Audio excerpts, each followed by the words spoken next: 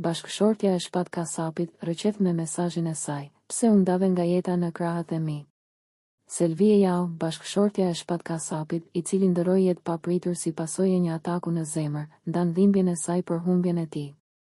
Në një postim emocionues në rrjetet sociale, ajo tregon për vuajtjen, lodhjen dhe boshllukun që la shpati në jetën e familjes.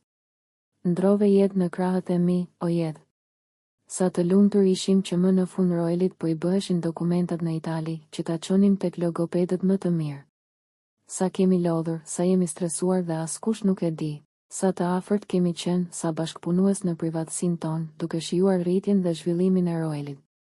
Nuk e prisja të dëgjoja Roelin duke të thirrur babi. Nuk e prisje ti, shpat. Nxitove dhe na la vetëm, pa ty e le Roelin jetim, o shpat. Në kohën kur më së shumti kishte nevojë për ty, kur duart e tua duheshin më shumë se kurrë. Si t'ja shpjegoj Roelit që babi nuk është më?